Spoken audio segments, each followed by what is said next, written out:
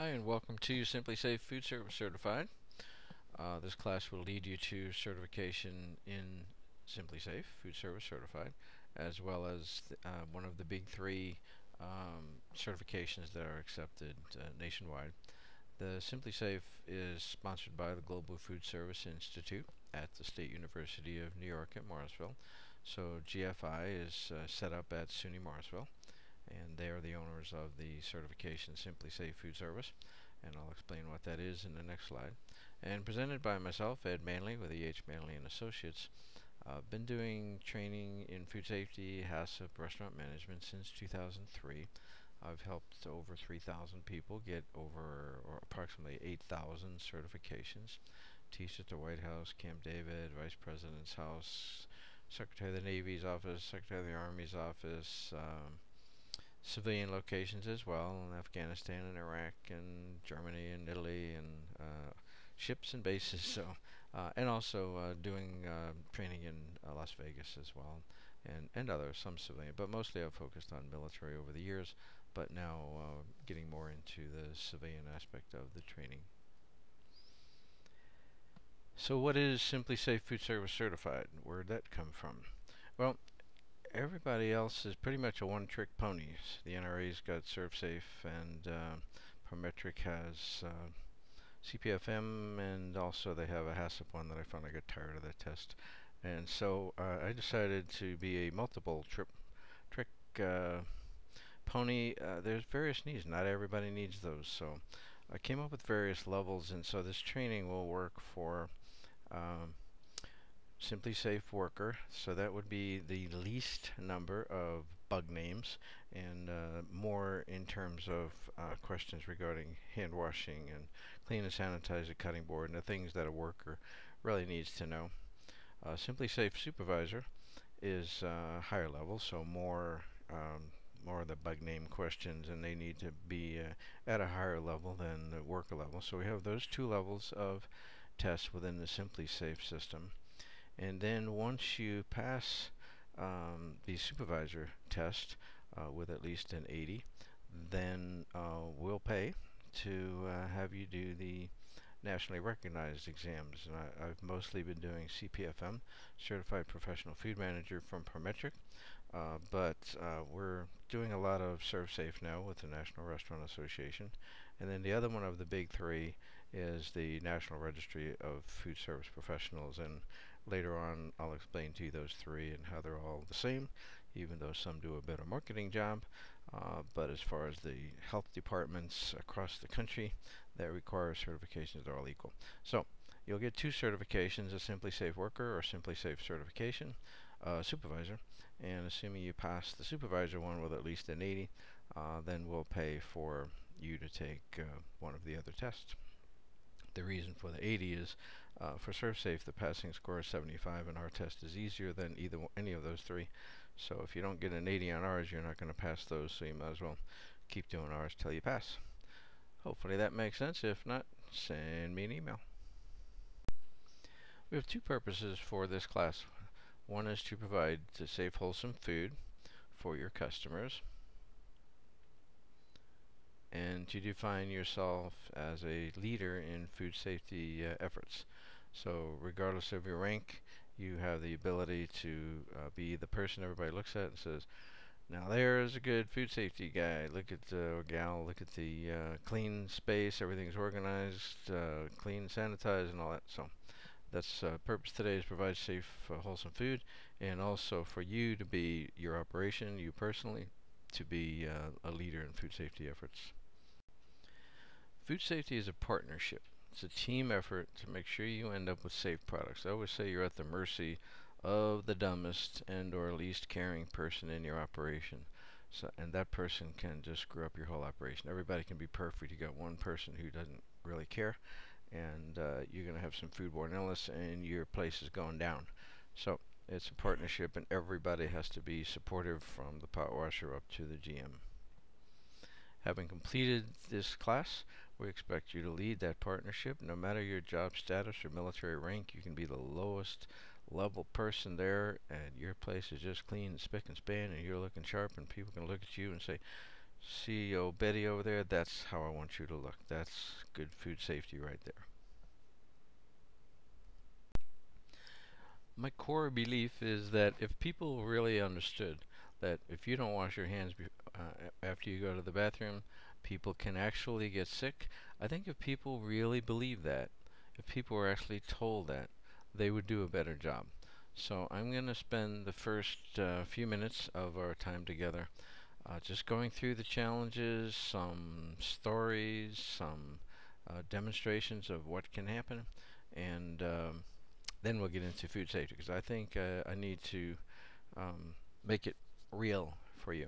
So here's some real stuff. Let's look at the challenge of serving 1,250 people at a televised dinner, the Screen Actors Guild, and a buddy of mine was on this project. That's not my buddy, that's the more famous chef, but my friend was just there, and he just sent me some photos of it, and I thought I jumped to the food safety aspect of it.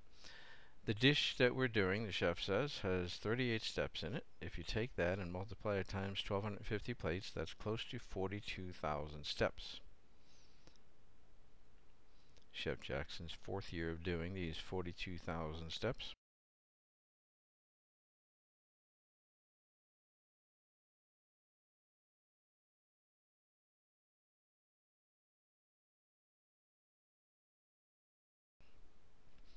So I get this picture, and I'm looking at, holy cow, how long do you figure that was out there? I see some Visqueen in the backs, like plastic, to keep the coolant, right? And then it goes to this one.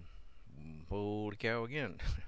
How long do you think that food was sitting out there? And there's meat items there, there's things that can spoil, and that's in a ballroom.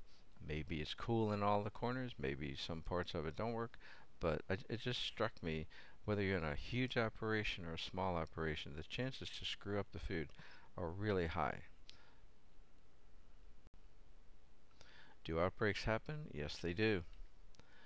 Do they happen in regular places like yours? Yes, they do.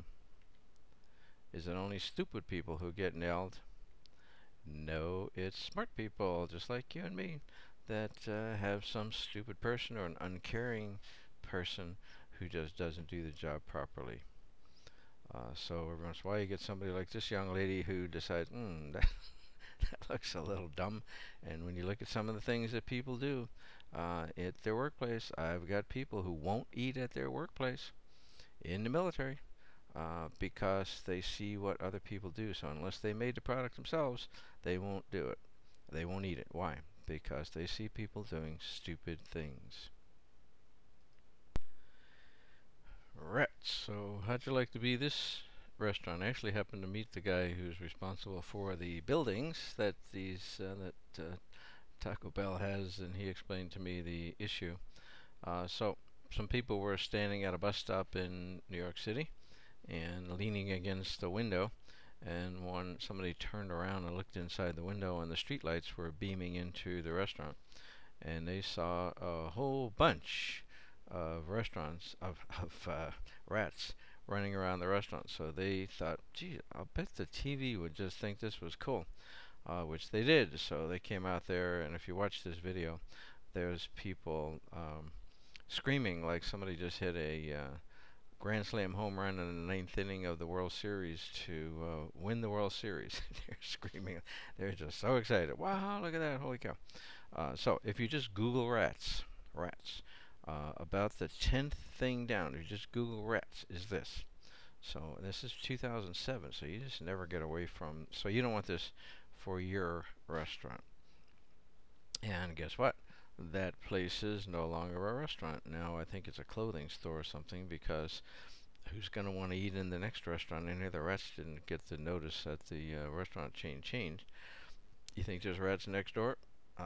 Probably so. You think there's rats down the next block? Probably so.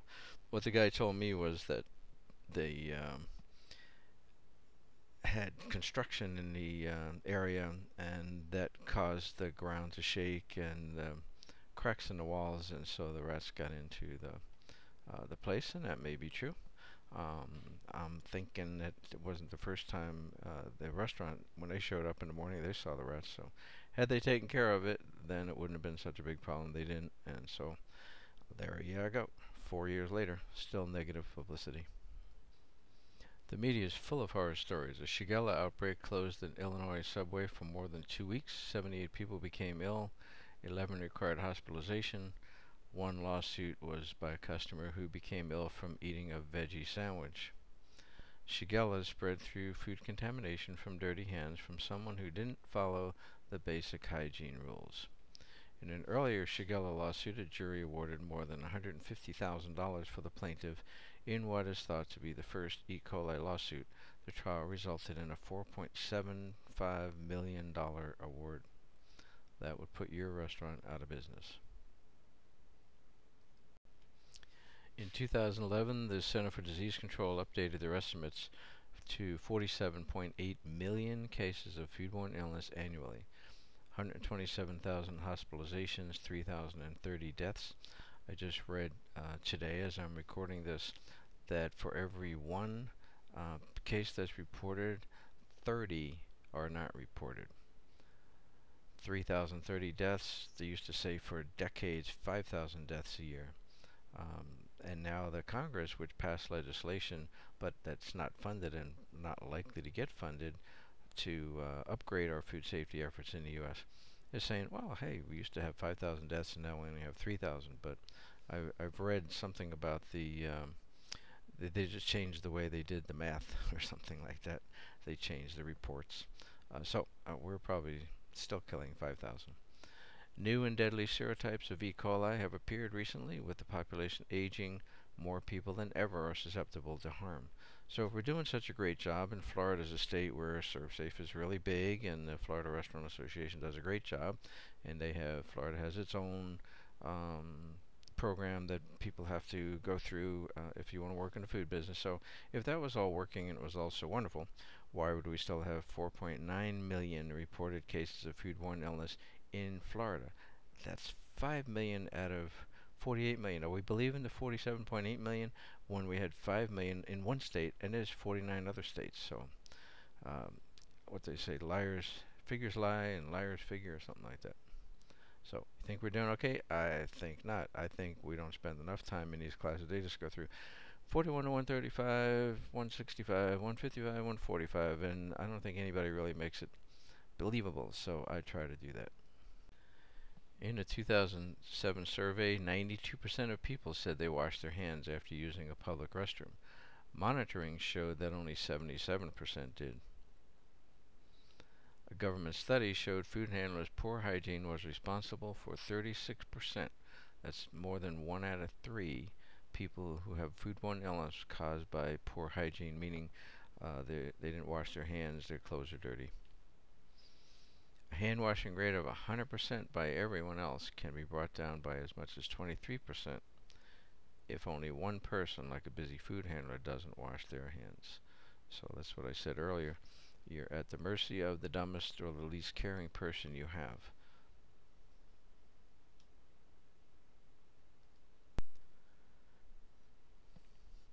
In maybe the biggest recall ever, I'm not positive about that, but got to be up there. Huge recall is underway as I type this for ground turkey produced by Cargill, 36 million pounds. Federal government was aware of the problems 5 months ago. News reports said it's still okay to eat turkey as long as you cook it to 165, which, while theoretically true, puts the consumer at great risk. What if your thermometer isn't accurate? The home thermometer probably doesn't get calibrated ever. What if 165 doesn't work? They tell us 165 works, but what if it doesn't?